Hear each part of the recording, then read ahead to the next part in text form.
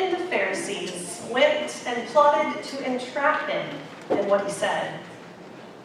So they sent their disciples to him, along with the Herodians, saying, "Teacher, we know that you are sincere and teach the way of God in accordance with truth, and show deference to no one, for you do not regard people with partiality. Tell us then, what do you think? Is it lawful to pay taxes to the emperor or not?" But Jesus, aware of their malice, said, "Why are you putting me to the test, you hypocrites? Show me the coin used for tax." And they brought him a denarius. Then he said to them, "Whose head is on this, and whose title?" They answered, "The emperor's." Then he said to them, "Give therefore to the emperor the things that are the emperor's, and to God the things that are God's." When they heard this, they were amazed, and they left him and went away. The word of God for the people of God. Thanks be to God. Please pray with me. Lord God, we thank you. We thank you for your word, which continues to act, continues to give us guidance, continues to live among us. God, be with us. May the meditations of our hearts and the words of my mouth be acceptable in your sight, O God, our rock and our Redeemer. Amen. Image. Who do you look like? Who do you favor? It's one of the first things that we do when we have a new baby in the family, right? We look at this baby and we think, whose eyes do they have? Whose feet do they have? Whose chin? I remember praying whenever I was pregnant with our oldest child that she might resemble me in some small way. Zana does have my feet, by the way. At any family reunion, we compare ourselves to one another, right? Looking for those similarities. Searching for Aunt Wanda's nose or Uncle Tony's hair. We comb the room, trying to find the characteristics that hold us together, unite us, identify us as belonging to one another. But whether you're a chip off the old block, a carbon copy, or a doppelganger a generation removed, there's comfort in finding a similar trait. Even in adopted families, there's a need to identify yourself with those around you, even if it's through a personality trait or a habit, use of language, something that ties you together. Image. Image has a different connotation in our society. People cultivate their image. They want to make sure that what they present to the world shows them in the best light possible. You need only look when someone posts a selfie online. They rarely pick one that makes them look bad. We cultivate, pick, and choose what we want to show the world and what we want to keep to ourselves. We have family friends who live in Memphis, and Steve will often say to me, "I wish I had the life that Will and Angie have on Facebook." It's not their real life. Their real life with 2 full-time jobs, one of them serving in church, and 3 children, one in high school, one in junior high, one in elementary school. Their real life is messy and complicated and hectic. But the image they have cultivated is enviable. Image. In our Old Testament lesson, reading from Exodus, Moses asks to see God's glory. He doesn't ask to see God's image. That would be too much for anyone to handle. He asks to see God's glory. And the image the writer of Exodus gives us is one of Moses standing in a cliff, covered by the very hand of God, until God walks past and Moses sees his back. His back? Well, that's an odd picture. Moses seeing the back of God. What good does it do to look at something from behind? Well, it doesn't do too much good unless you're following them. And then that's exactly the view that you need. Moses was going to return to the people and tell them to follow his lead because he was following God's lead. Behind God was exactly where Moses needed to be so that he could faithfully follow. Image. The gospel lesson has Jesus dealing with an image problem as well. Remember, he's still in the temple, teaching and preaching at this part in Matthew. It's leading up to the events of his death, his crucifixion. So we're still in Holy Week. And Jesus has been very, very clear about the fact that the religious leaders and political leaders of the day were not acting in people's best interests. They weren't helping the people live the lives that God was calling them to live. These words had upset the people in power, as speaking truth to power will often do. And so they began to plot to harm him. The Herodians, supporters of Rome, came and stood among the crowds. The Pharisees, supporters of the temple, came and sent their disciples to listen. Politics makes for strange bedfellows, doesn't it? The leaders of the temple, in cahoots with the biggest Roman nationalists you've ever seen, uniting to get rid of this teacher, this Jesus, this guy whose image has gotten a bit too big. So they began to ask questions with the intent to trap him. And they asked him, is it lawful to pay taxes to the emperor? Well, that seems like a fairly straightforward question, right? Yes or no answer? Or is it? See, Jesus is in the temple, a place set aside for the worship of God, a place where you gave your offerings, your sacrifice, and acknowledged that your very life placed God in the forefront.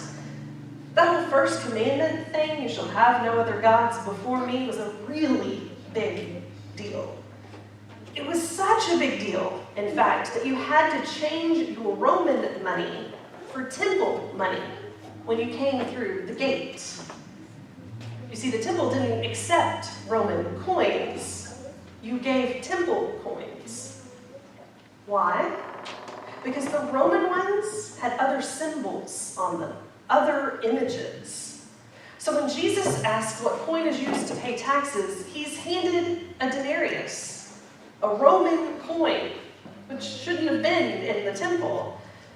And he asks, whose image is on this? Whose title? Image. And the people respond, the emperor's. It's an image of the Roman emperor with the inscription, Caesar Augustus Tiberius, son of the divine Augustus. A claim of deity. An idolatrous coin. Right there in the temple courts. Give to the emperor what's the emperor's, and to God what is God's. The emperor can have his Roman money. It's printed in his own likeness. But what then is to be given to God? Hypocrites, Jesus called them. Why? Because they were so concerned with image that they forgot about the most important image. The one we were reminded of during the children's message in Genesis 1:27. So God created humankind in his image. In the image of God, he created them. Male and female, he created them. Image. God is concerned not with earthly wealth and power that comes from accumulating that wealth. God's concern is for how those with wealth treat the people made in God's own image. God's concern isn't whether or not taxes or tithes get paid, but that the people made in God's image give all of themselves back to God. Give to God what is God's. We are made in God's image, every one of us. And we're to see and to recognize that image in others. But too often we choose instead to see the cultivated image. Whether it's one the individual has created, or the images, like the images we post on social media, or an image that our prejudices have created. We have a hard time seeing past them to the God image inside. Sometimes we have such a deep belief in the images that others share that we don't even realize we're blind to God's image in us and in others. I went to a Vine Pastoral Counseling Center meeting this week.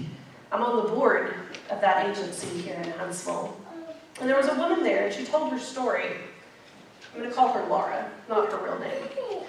But Laura and her husband have 2 biological children, Jack, age 9, and James, age 11.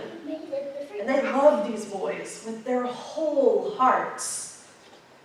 But there's some interesting circumstances. They're also raising 2 other boys, mixed-race boys who live with them. Their names are Michael, who's 9, and Patrick, who's also 11. These boys have made their way into their homes and into their hearts. And while they're not biologically or even legally related, they are family. Well, one day, Michael, the younger of the 2 boys that's not biologically theirs, came home very upset from school. He'd heard another little boy talking about his church and how his pastor had said that God was black. And Michael disagreed with the boy. When they talked about it more, he finally told Laura, I don't think God's black. I think God's just regular colored. Image.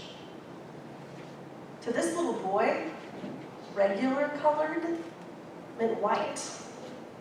Something he was not and would not ever be. He couldn't imagine that God might look like him. He was other, different, not regular.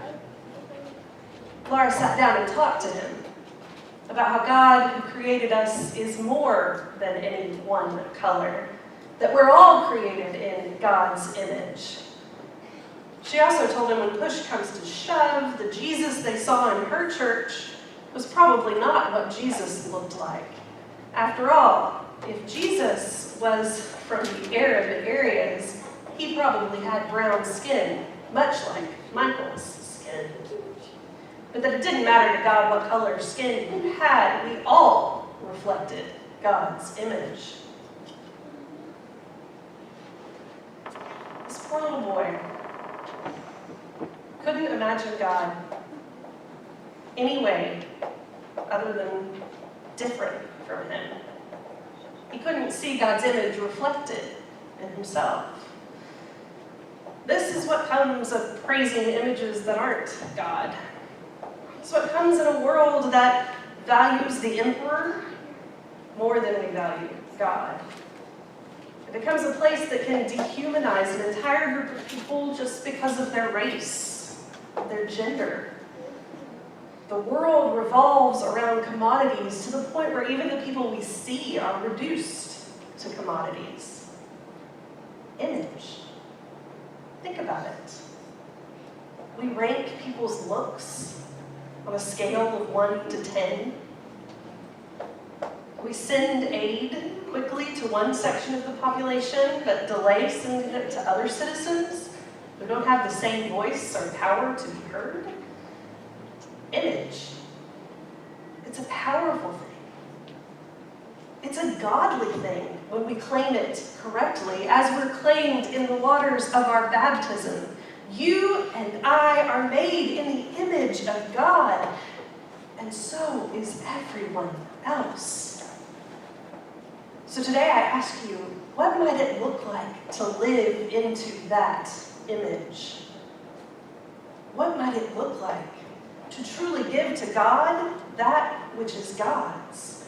What might it look like to truly reflect the image of the Creator? may we reflect that image to one another and to the world around us. May we hold up mirrors to others so that they can see God's image then as well.